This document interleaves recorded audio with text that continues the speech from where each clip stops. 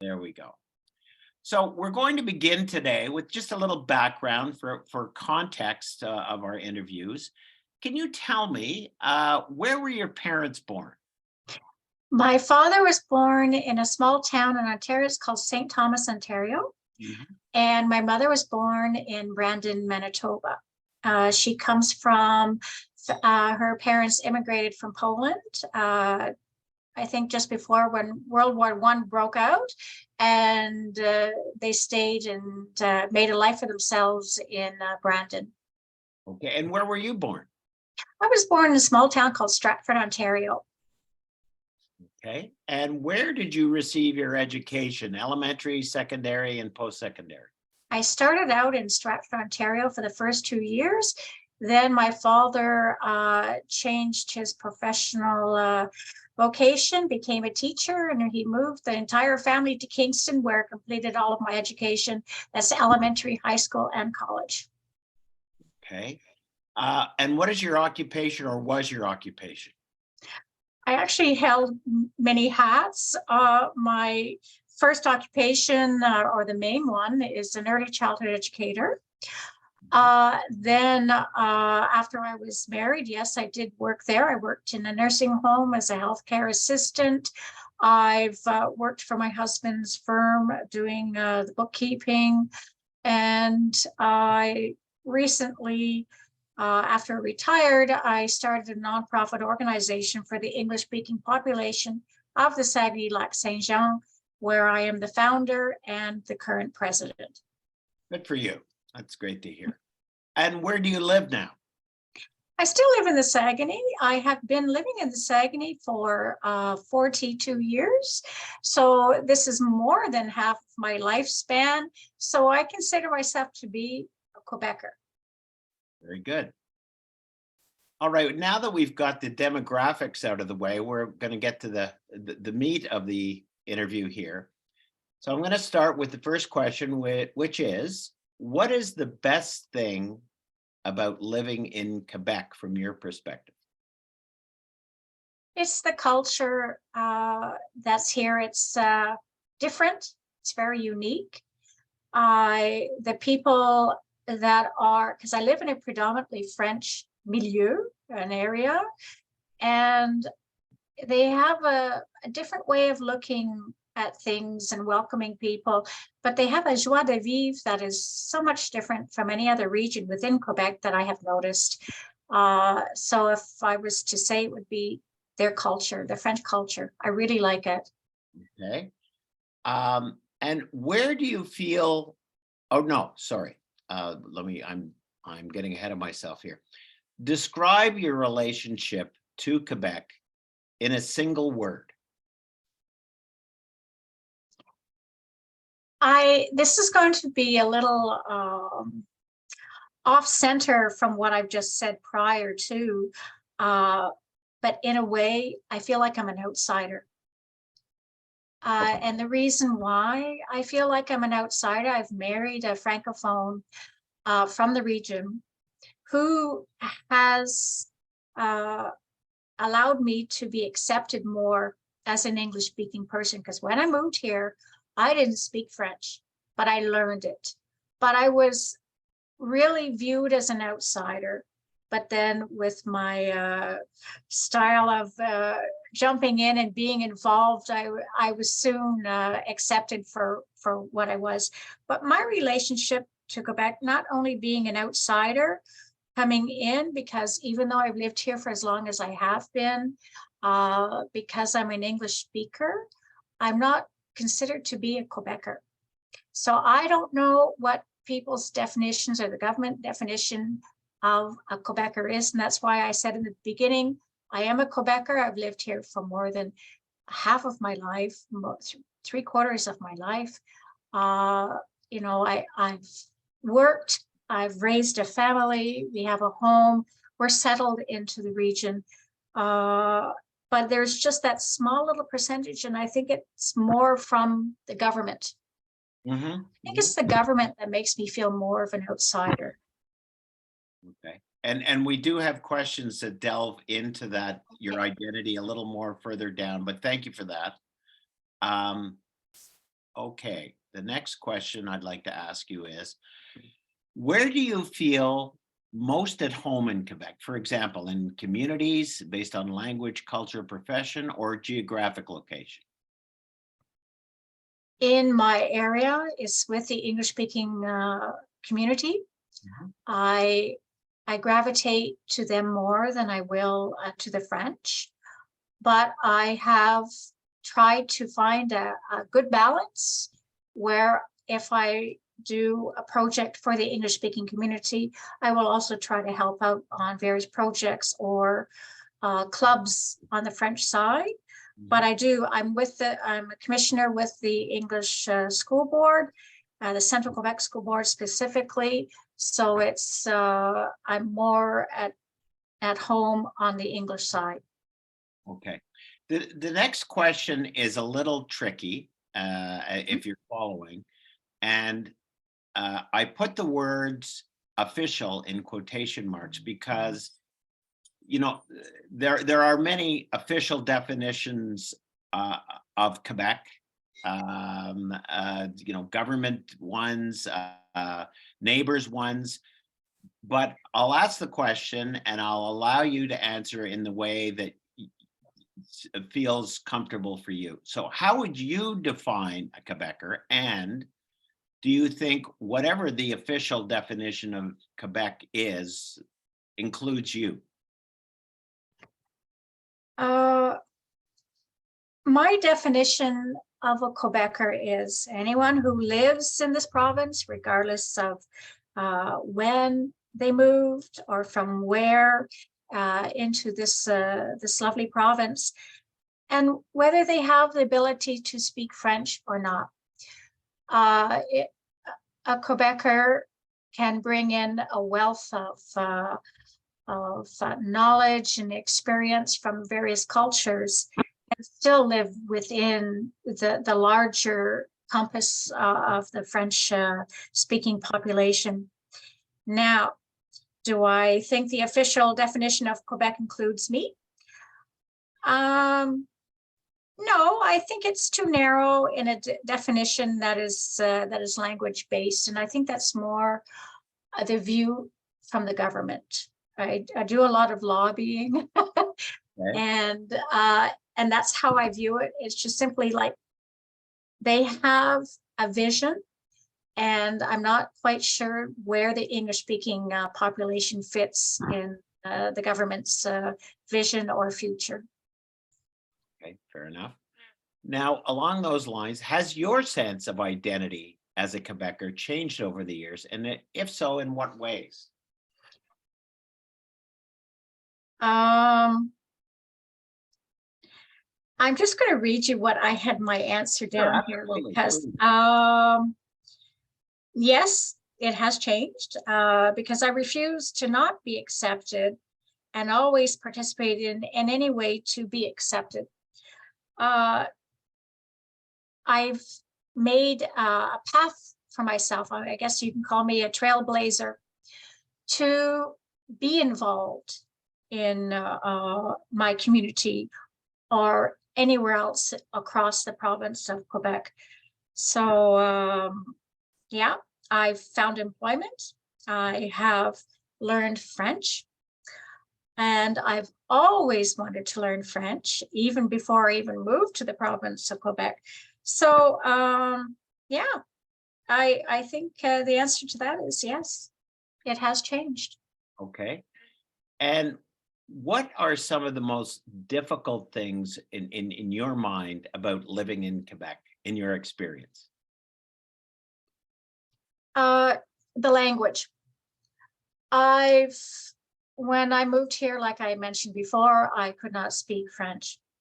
I think the only thing I would see neighbors and they would ramble on and I kind of look at them and say, je ne sais pas, or possible. I would start out with those, two little phrases right away.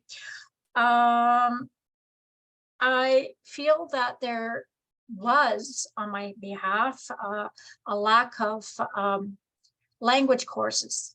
that would facilitate my ability to integrate within the larger community, the French-speaking community. I had 3 weeks of immersion, French immersion course, and then I was left on my own.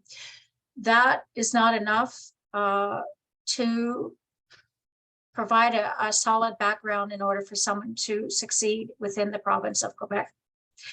There were language courses, but then you had to pay for them. And when you don't have a job, you have a tendency to shy away from taking on those courses. So it should be, I know that there were courses for the immigrants that came in, but I think back then when I moved way back in 1980, it should be for any Canadian or immigrant that's moving into the province of Quebec to provide them the necessary tools that they need to succeed and to provide to society at large. Okay. Now, in recent years, Quebec's Francophone majority has identified a number of linguistic and cultural threats as they perceive them. Which of these concerns do you share and support? And which of these concerns make you feel excluded or targeted?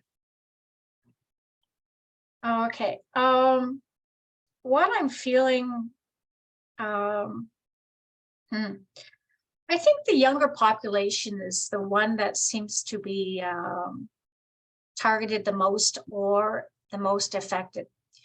We have a younger generation that's coming up, and in my area, yes, they are leaving school and they are bilingual, but then there seems to be no jobs where they can find that are in a bilingual setting to be able to use those skills. So what we have seen, and I have seen over the many years, is what we call a brain drain, or the youth is moving down the 401 to Ottawa to find those bilingual jobs. But then once they leave the region, they're not coming back. So we are losing a very valuable resource of our youth down there. Some do come back to the region, but not many. So that's just one of the things that I have written down here. Mm-hmm. Oh my goodness, I'm just wondering if I should just read you the entire paragraph that I've written down here. Absolutely, whatever you feel you want to express, absolutely. Okay, so I have about the younger population, and I have that they like to listen to their music, watch TV, travel, and participate in the international programs, that are at the high school level. And some of them learn 3 languages. And they feel that there's a barrier for them, that they're being told, you have to learn French, French, French, French, French. But they view the world as much bigger than just the French-speaking population of Quebec. The language doesn't seem to be an issue for them. You go to Montreal, my son is a good example. He lives in Montreal.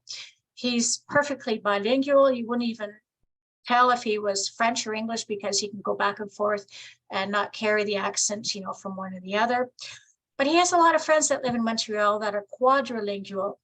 So when he goes there, I mean, they're speaking multiple languages, and he says, he said, I feel like a little disadvantaged because I only speak 2, and here they're learning 4. But the youth, when they go around and if they happen to be speaking English with their friends, everyone stops and stares. It's just like it's you shouldn't be doing that.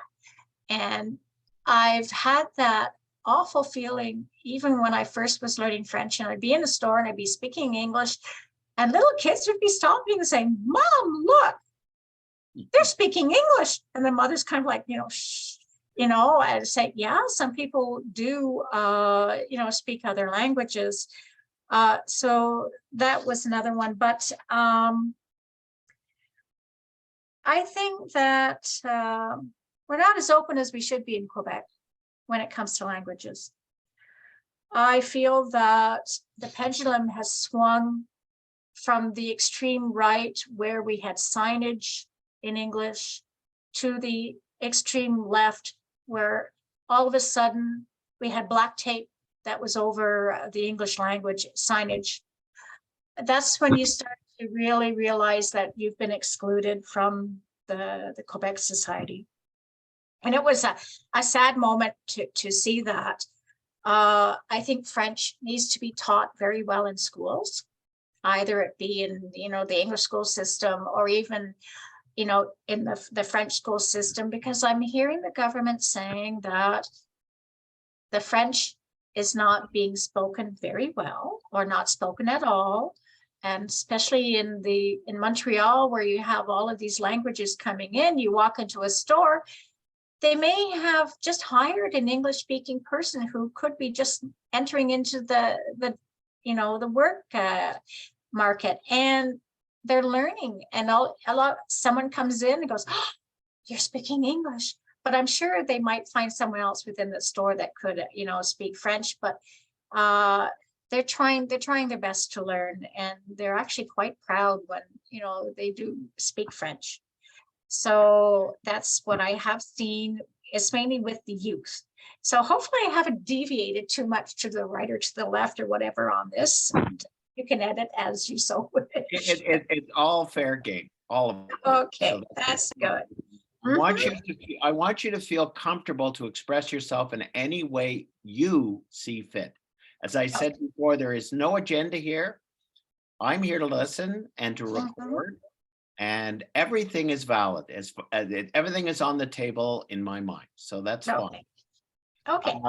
Now you've touched, I think, on some of these in some of the other questions, but I'm going to ask it anyway, just so we have a record of it. What is the biggest problem facing Quebec, and how do you think it could be resolved? Oh, biggest problem? It always comes back to acceptance of others who are different. I have heard the CAC saying, well, yes, we are welcoming. I've met the representatives for the English-speaking population. I've spoken with him. And now the big issue are the immigrants coming in.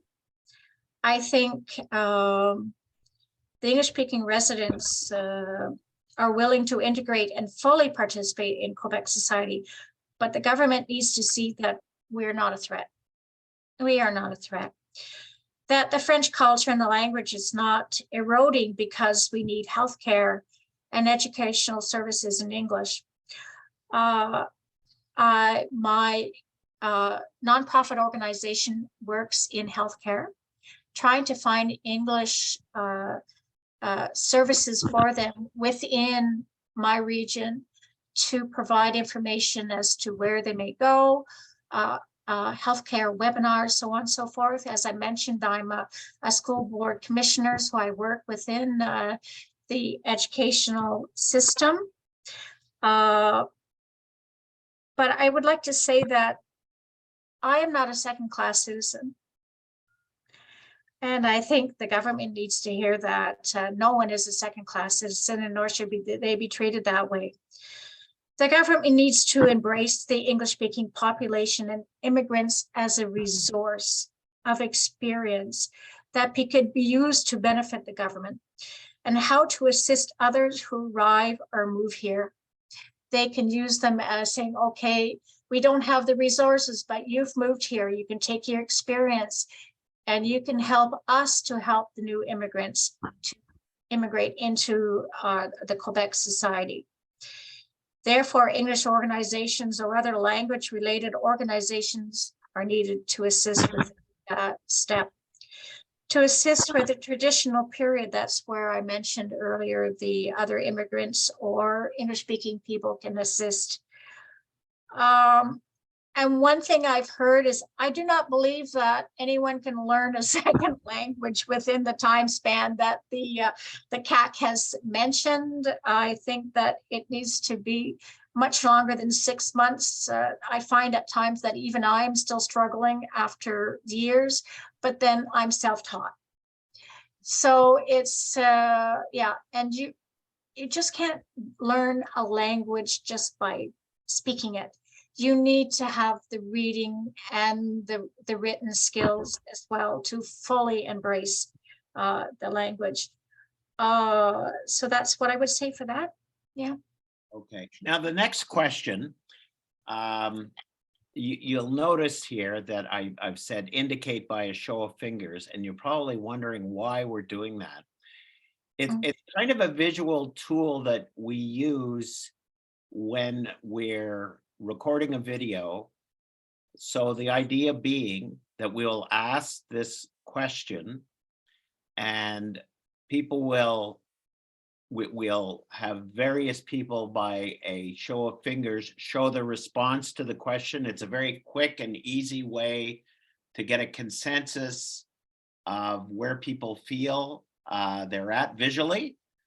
So I'm going to ask you if you could indicate by a show of fingers on a scale from 1 to 10, 10 being the strongest, 1 being the weakest, how strongly do you feel that the joys of living in Quebec outweigh the challenges?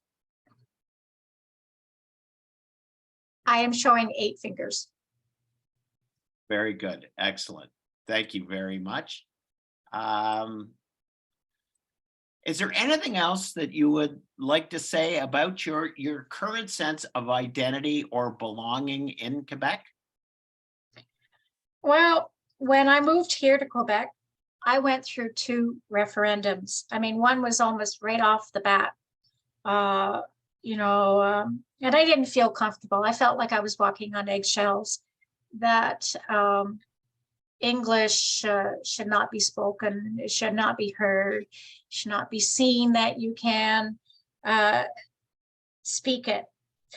So I've always, kind of like spoken in a quiet tone, not to bring attention to myself. Well, I don't think I listened to my own advice, because I stepped off the beaten path and I said, no, I'm going to make a mark for myself here in Quebec. I got involved. I got involved with Alliance Quebec. I was with a lobbying group. I've been involved with the school board. This is my 3rd nonprofit English speaking organization that I have been involved in or started up. I'm involved with my curling club. I've won awards, either it be through curling or through the junior program that we established at our curling club here in Kenogami. It's who I am.